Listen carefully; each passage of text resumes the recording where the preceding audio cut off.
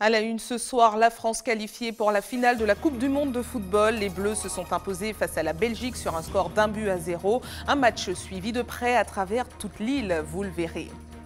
Willy Roseau, à nouveau vainqueur d'étape du Tour cycliste de Martinique. Le sociétaire du Madinina Bikers s'est imposé au sprint devant Ronald Gonzalez de l'UCS et Mario Rocras de l'Arc-en-Ciel. Enzo Falocci conserve le maillot jaune. Les grandes vacances synonymes de rush pour faire ses papiers d'identité. Le nombre de dossiers déposés est multiplié par 2. Il faut s'armer de patience pour se mettre à jour dans les papiers. Enfin, 13 bacheliers récompensés par la bourse Alizé. La cérémonie a eu lieu hier soir au Palais des Congrès de Madiana. Jérémy Clément Palude, le lauréat, est notre invité ce soir.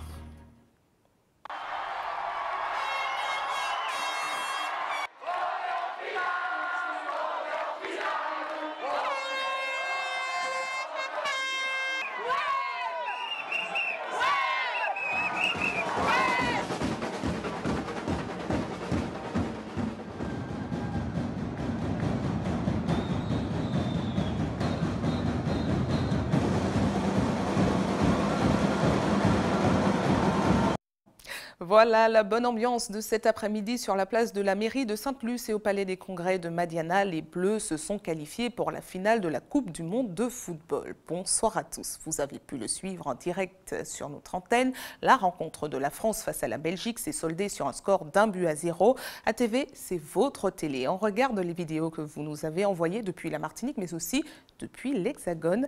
La bonne ambiance était au rendez-vous. Regardez.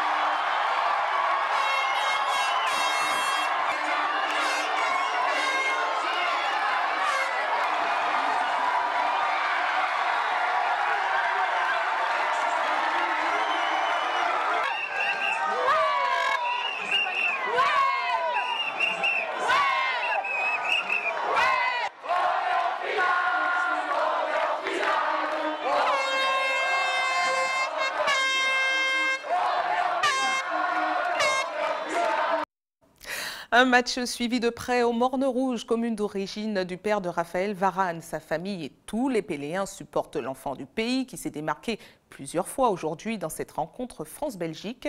Marie Tricot et les Régis étaient sur place. Regardez.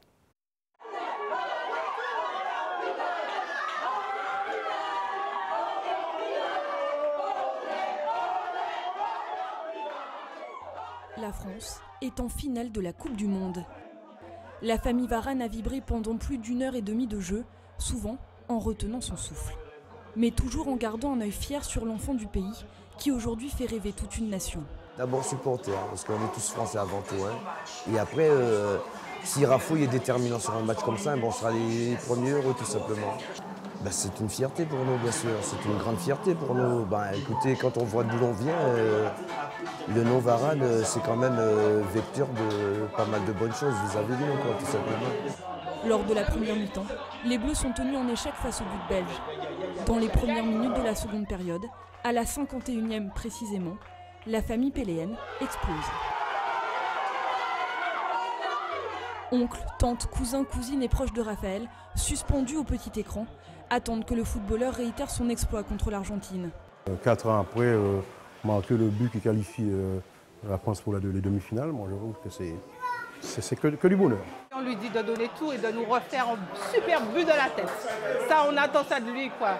Mais on est tous derrière lui, la famille, les amis, tout le monde rouge est avec lui, derrière lui. Pas de nouveau but de Raphaël Varane dans cette demi-finale, mais la libération après 6 minutes de temps additionnel. Au coup de sifflet final, tous ont déjà pris rendez-vous pour dimanche prochain. Et pour clore ce chapitre football, faisons un point sur les prochains matchs. La deuxième demi-finale est programmée demain à 14 h avec la Croatie face à l'Angleterre. La petite finale ce samedi qui sera diffusée en direct sur notre antenne à 10 h avec la Belgique face aux perdants de demain. Et enfin, la grande finale ce dimanche à 11 h avec la France en première équipe qualifiée. Dans le reste de l'actualité sportive, la 4e étape du Tour cycliste de Martinique est revenue à Willy Roseau et c'est sa 2e victoire d'étape. Le sociétaire du Madilina Baker s'est imposé au sprint devant Ronald Gonzalez de l'UCS et Mario Rocras de l'Arc-en-Ciel. Arrivé 9e à un peu plus de 2 minutes du vainqueur, Enzo Falocci conserve son maillot jaune, mais ses poursuivants se rapprochent. Ne manquez pas juste après cette édition le magazine Tour à Tour. Stéphane Lepont fera le point complet sur cette étape Trinité-Macouba. Une étape qui a sans doute été particulièrement difficile pour les coureurs. En plus des côtes, ils ont dû faire face à la mauvaise qualité de l'air du jour avec un indice de 9 sur 10. La météo annonce du beau temps pour demain et l'épaisse brume de sable d'origine saharienne qui survole actuellement la Martinique devrait stagner au-dessus de nos têtes. Le risque de dépasser le seuil sanitaire pour les particules fines est donc aussi élevé et l'indice prévu est encore de 9 sur 10. Et si vous prévoyez de quitter l'île rapidement pour fuir cette brume, vous avez intérêt à ce que vos papiers soient à jour. Comme chaque année, entre la mi-avril et la mi-août, les demandes de carte d'identité et de passeport explosent. 650 dossiers par jour au lieu des 350 habituels. Et les délais d'attente se rallongent. Explication de Céline Chanounou. En interrogeant certains usagers, le passage dans les services administratifs reste un vrai calvaire. La lenteur des traitements des dossiers, l'éternel tard qui gangrène le service public. Il faut s'y prendre très tôt parce que sinon on n'a pas les papiers à temps. Voilà, et puis ils sont un petit peu parfois blasés. Ce qui fait que ça peut être désagréable d'avoir un interlocuteur en face qui ne montre pas sa motivation et qui ne nous montre pas qu'elle a envie d'être là. On subit un peu tout cela. Ce n'est pas facile d'aller à la préfecture, pour plusieurs raisons. Et puis, y aller, vraiment, c'est la croix et la bannière. Les examens scolaires terminés, les grandes vacances qui débutent, les gens se pressent pour faire ou refaire leur papier d'identité à la dernière minute. Ici, on était à 350 demandes de cartes et autant de passeports avant le mois d'avril. Aujourd'hui, en ce début de long congé, c'est le double qui est traité par ces agents du service du centre d'expertise. Il faut anticiper ces déplacements, même si on ne sait pas encore si on va voyager, faire sa demande dès le début de l'année. Et puis comme ça, on peut à la fois programmer un voyage tranquillement, saisir des opportunités de promotion de voyage et ne pas être dans la phase de ce pic qui rallonge forcément les délais. À la fois les délais de traitement au sein du centre d'expertise et de ressources titres CNI Passeport, mais aussi le temps de fabrication de ces titres, puisque ce sont des titres sécurisés, donc qui sont fabriqués en métropole et qui reviennent, donc ils sont acheminés vers la mairie qui a recueilli les titres. Donc tous ces phases mises bout à bout sont rallongées parce que le flux de demandes est important, aussi bien en Martinique que dans tout l'Hexagone. Le délai pour la délivrance des titres d'identité se situe principalement dans l'instruction du dossier. Une fois le dossier parti en préfecture, s'il ne manque rien, comptez en moyenne 9 jours pour réceptionner le précieux sésame contre 2 à 3 jours le reste de l'année. Si certains font déjà la fête depuis vendredi dernier avec leur baccalauréat en poche, d'autres en revanche sont encore dans l'attente. Les épreuves de rattrapage sont organisées depuis hier. Une seconde chance pour ceux qui ont eu entre 8 et 10 de moyenne à leur examen. Nous avons rencontré ce matin les élèves de la branche STI qui sont appelés à composer au lycée à Cajou 2. Ils sont 57 en tout à retenter leur chance. Voyez les réactions recueilles par Johan Boulard. Toute l'année, on nous dit l'oral, ce sera compliqué et tout. Eh bien, pas du tout. J'ai trouvé que c'était simple. C'est des questions de base qu'on nous demande. Donc, en mathématiques, on a 3 exercices ou plus. Ça dépend de la masse qu'il y a à faire. mais ça dure toujours 20 minutes. Et on a 20 minutes de présentation, c'est-à-dire on expose comment on a trouvé la solution ou pas. La plupart du temps, moi, je suis tombée sur un QCM. Et en histoire géo, on a soit une composition en histoire, soit une composition en géo. J'ai eu les résultats hier soir. J'étais tellement contente. Ah oui, franchement, pour finir avec tout ça, plus de stress, enfin les vacances, profiter. J'ai travaillé pour. Après, il y a quelques raisons qui m'ont fait ne pas l'avoir. Je l'ai raté de quelques points, mais bon, je l'aurai l'année prochaine et puis voilà. Nous avions au second groupe d'épreuves 57 candidats, 33 qui ont été admis à l'issue du second groupe, des épreuves de contrôle. Et voilà, il leur fallait avoir 420 points pour être admis. Et moins de 420 points, malheureusement, recalés. Et parmi ceux qui ont déjà leur diplôme en poche, 13 ont été récompensés hier soir par la bourse Alizé. Les meilleurs dossiers de lycéens ont été présentés par les chefs d'établissement depuis mai dernier. Les finalistes ont été présentés au Palais des Congrès de Madiana. Voyez ce reportage de Céline Chalonneau.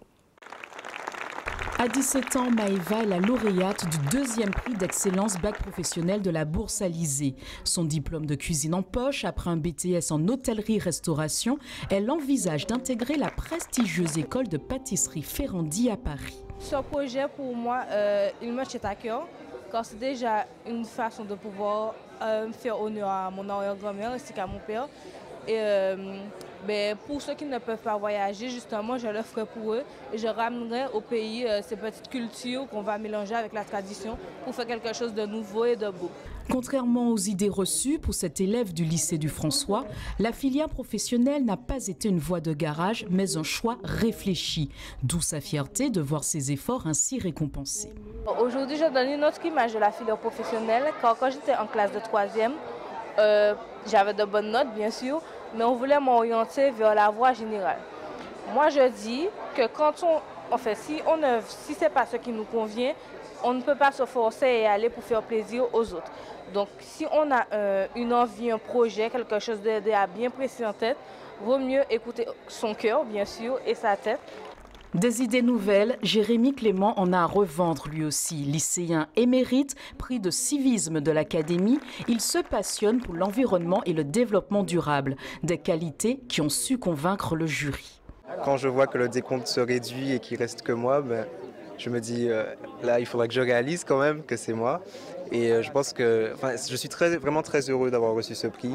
Et je veux vraiment me rendre compte de tout ce que ça va m'apporter dans les jours qui viennent. Quand un jeune a la bourse, on la lui donne pour un projet professionnel. Il se peut qu'il change, il se peut qu'il y ait des moments où il soit démotivé, qu'il ait l'impression de ne pas y arriver. Chaque année, il y a un parrain. Cette année, c'est moi qui suis la marraine du lauréat.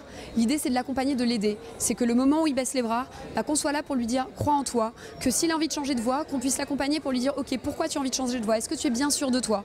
Et c'est ce qui est aussi important, c'est qu'au-delà du financier, qu'on puisse lui dire on est là si tu as besoin de conseils. Lauréate de la bourse en 2015, Isaline estime que ce prix lui a offert la confiance dont elle manquait tant à l'époque. Je me revois il y a 3 ans et je sais que je n'y croyais pas. Je ne croyais pas en moi. Je me suis dit mais pourquoi moi? Pourquoi ce serait moi et pas les autres? Et au final, aujourd'hui, c'est ce qu'on a entendu encore dans la bouche de Jérémy. C'est ce qu'il disait qu'il n'y croyait pas, mais pourtant tout le monde croit en lui et c'est ce qui fait qu'on persévère de jour en jour, d'année en année. Et c'est ce qui fait qu'on ne perd pas de vue notre projet. Des rires, des larmes et une aide financière. Cette année, 13 lycéens méritants ont reçu des prix de 1 000 à 30 000 euros. L'an prochain, la bourse Alizé fêtera ses 30 ans et compte bien continuer à promouvoir une certaine vision de l'excellence martiniquaise. Jérémy Clément Palu, d'un nom à retenir, vous l'avez vu dans ce sujet, il s'agit du lauréat de la bourse Alizé qui a été récompensé hier soir au Palais des Congrès de Madiana du haut de ses 17 ans et de ses 19,44 de moyenne au baccalauréat. Le jeune homme scolarisé au lycée Centre-Sud du COS a remporté une aide financière de 30 000 euros et il est notre invité. Bonsoir à vous. Bonsoir. Merci d'avoir accepté l'invitation. Alors, les récompenses, on l'a compris, sont attribuées sur dossier. Qu'est-ce qui a fait la différence selon vous ? Je pense que c'est important aussi, en plus du dossier scolaire, d'avoir des passions en dehors de l'école, de s'intéresser à d'autres choses que le milieu purement scolaire. Et je pense que c'est ce qui a pu faire la différence pour mon dossier. Alors, parlez-nous de votre projet. L'année prochaine, je vais intégrer un bachelor en arts et sciences à l'université McGill à Montréal dans un programme qui s'appelle Durabilité, Sciences et Société. C'est un programme de développement durable et donc c'est l'équivalent d'une licence que je vais faire en 3 ans. Et par la suite, j'aimerais intégrer un master à l'École des Affaires internationales de Sciences Po Paris en politique environnementale. Et à quoi servira l'aide financière concrètement pour vous? Elle me permettra de payer mes frais de scolarité justement dès les premières années et pour les 2 autres qui viendront après. Alors, est-ce que ce soir, vous vous sentez porteur d'espoir pour la jeunesse martiniquaise? Je pense que c'est ce que doit représenter aussi la Bourse Alizé justement. Ça doit permettre aux jeunes Martiniquais de se rendre compte qu'ils ont le droit de rêver et de viser haut, de viser les meilleures institutions d'éducation supérieure et que ce n'est pas parce qu'ils vivent sur une île qu'ils doivent limiter leurs ambitions justement, mais au contraire aller le plus loin possible pour amener le savoir sur leur île. Et est-ce que vous avez un conseil pour les jeunes qui nous regardent et qui visent la Bourse Alizé? C'est à partir de quand on doit commencer à travailler? Qu'est-ce qu'il faut faire? Je pense qu'il faut travailler sur son dossier dès la première, donc s'assurer d'avoir de bons résultats. Et pour ce qui est des entretiens oraux avec les jurys, je pense que le plus important, c'est de rester soi-même, de ne pas chercher à impressionner le jury, mais de montrer sa personnalité véritablement et d'être déterminé, en fait, de savoir montrer sa détermination à recevoir ce prix, à poursuivre ses études. Et dans le reportage, vous disiez que vous ne réalisiez pas encore, bon, c'était encore hier soir, mais ce soir, quel effet ça vous fait? Ce soir, je réalise bel et bien, parce que je suis sur votre plateau, justement, et je suis vraiment très content que les partenaires de la Bourse Alizé aient eu confiance en moi, en mon dossier, et m'aient choisi comme lauréat cette année. Et justement, j'espère aller le plus loin possible avec cette bourse. D'accord, donc on a déjà les projets pour l'année prochaine. Quels sont vos projets pour les grandes vacances? Parce que vous êtes jeune quand même. Est-ce que vous avez prévu de vous détendre? Oui, bien sûr. Je vais aller à la plage, au cinéma avec des amis, et puis voilà, fêter le bac aussi. Et avant de partir justement pour Montréal bientôt. Très bien, merci à vous d'avoir répondu à nos questions et encore félicitations pour le prix. Merci à vous. Au revoir. Restez avec nous à suivre dans cette édition les effets du chlordécone, une nouvelle fois analysés par un comité de pilotage. Un dépistage pour les femmes enceintes sera désormais organisé. La comédie musicale Sarafina en représentation sur plusieurs dates. Le premier rendez-vous est fixé ce mercredi soir dans le cadre du Festival culturel de Fort-de-France. Et puis, nouveau coup de projecteur ce soir sur les hommes d'argile qui ont été récompensés dans le cadre du Carnaval de Paris. Je vous le disais, les effets du chlordécone sont une nouvelle fois analysés par un comité de pilotage. C'est en fait la 4e fois que des institutionnels, organismes engagés et associations se réunissent pour faire le point sur les différentes avancées du dossier.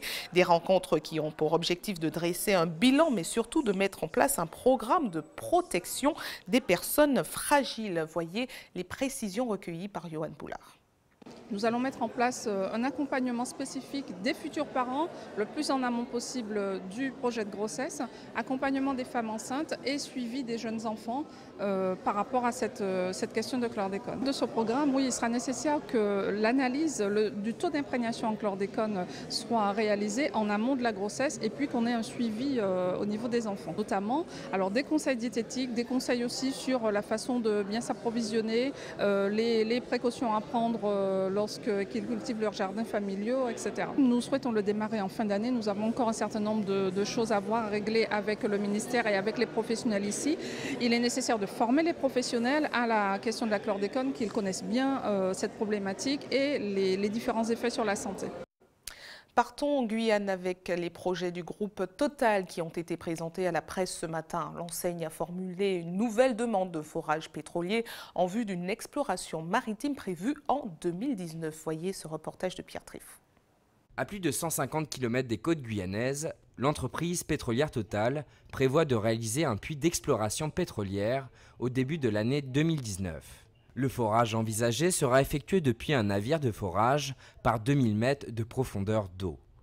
Après une enquête publique qui ouvre le 26 juillet prochain au 23 août, l'État prendra ensuite la décision d'autoriser l'entreprise pétrolière française à un forage d'exploration. Ce récif a été parfaitement décrit et décrit d'ailleurs dans notre dossier qui a été déposé.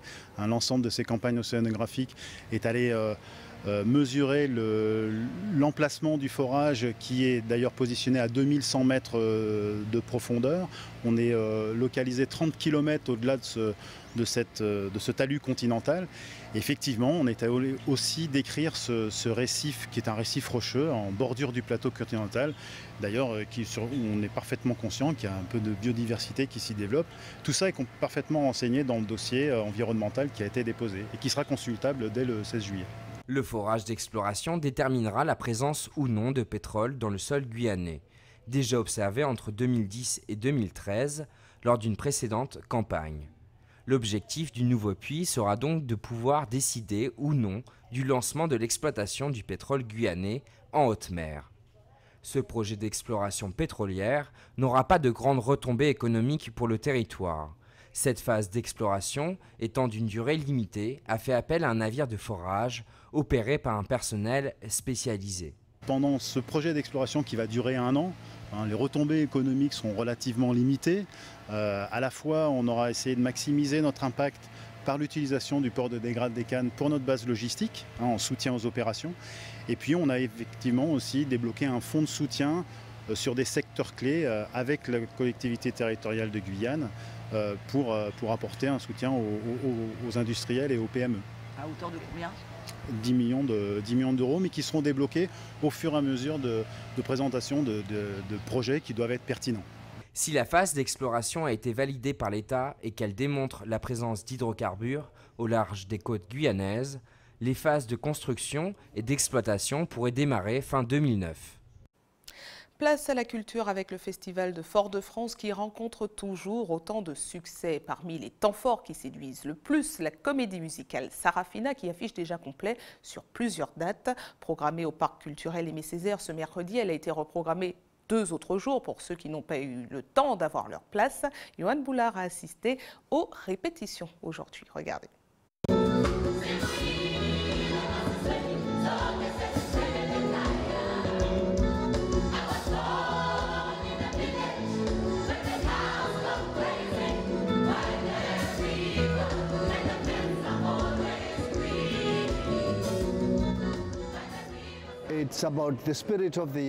Cette pièce parle des jeunes de Soweto en Afrique du Sud qui ont grandi avec le système de l'apartheid et qui ont commencé à protester dans la rue en 1976 pour demander l'égalité des droits.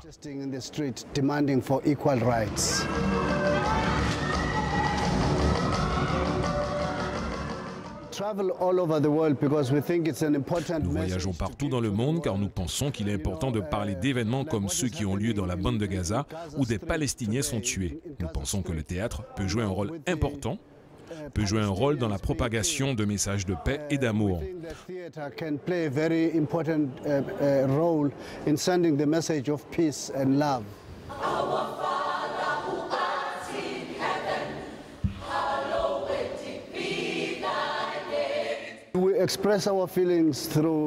Nous exprimons nos sentiments par la musique, par le côté dramatique, par la danse, parce que la culture est le meilleur moyen de faire passer un message. Parfois, vous pouvez faire les gens rire, même dans les situations les plus difficiles.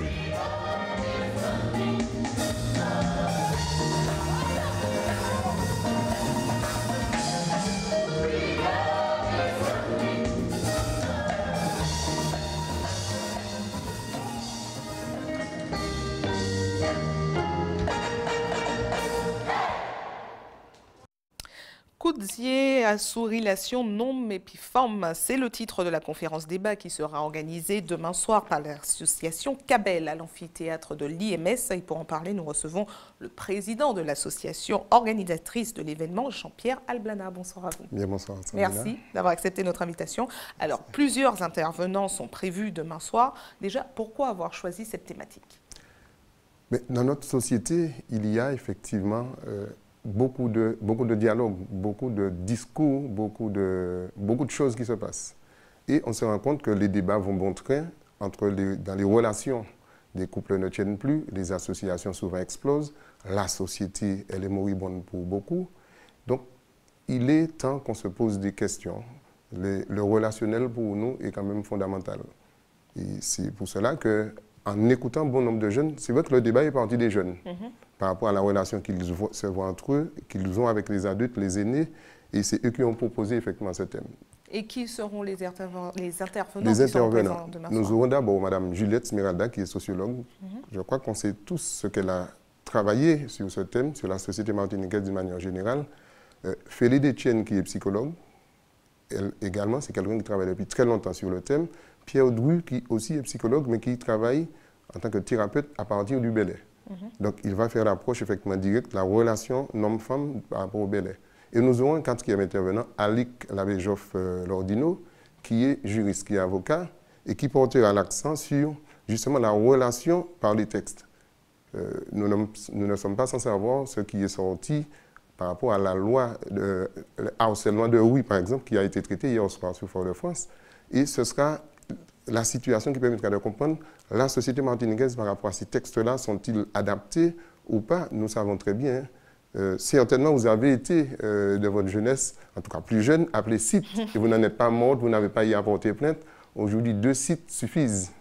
Donc la communication change, donc le relationnel, le comportement devrait changer.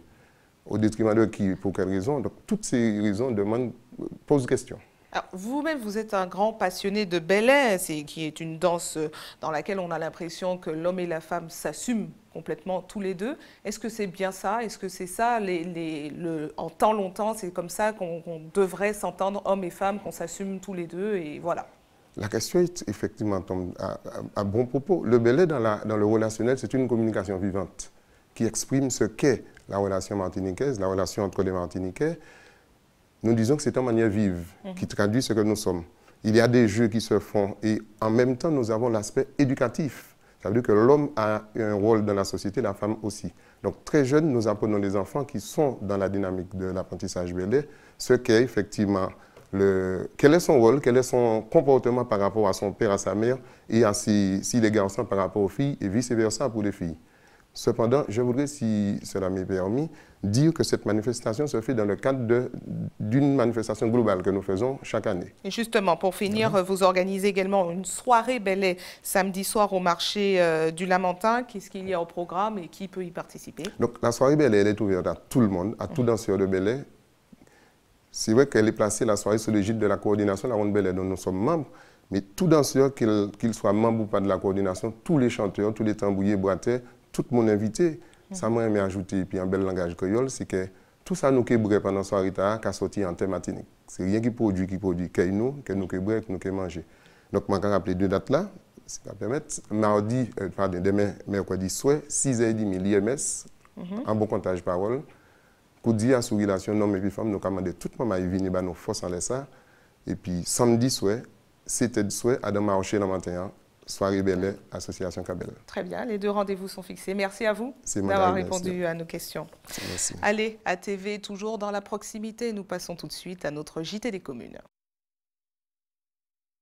Retour tout de suite sur le beau parcours des hommes d'argile qui ont remporté le prix du meilleur costume, un invité au carnaval de Paris. Souvenez-vous, les membres de l'association avaient fait appel à la solidarité pour pouvoir partir et heureusement cela a fonctionné. C'est le moment best-of de notre JT des communes.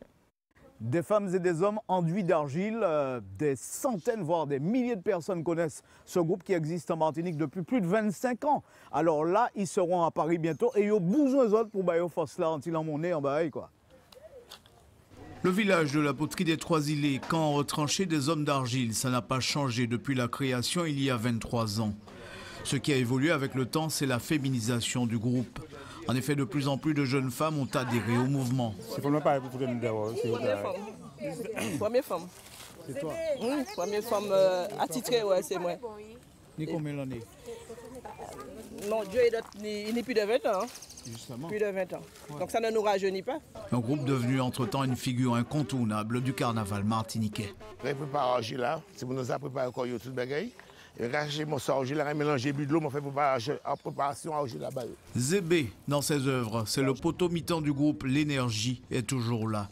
Mon potier, et vu que mon fondation créature des hommes d'argile, il faut monter ces argiles là pendant plusieurs jours, plusieurs mois, des années, pour trouver argile qui vraiment reste là pour nous. Participer au Carnaval de Paris pour les hommes d'argile ont rendez-vous avec le temps. Je pense que c'est très bien pour nous de représenter le patrimoine de la Martinique, puisque c'est une invitation exceptionnelle.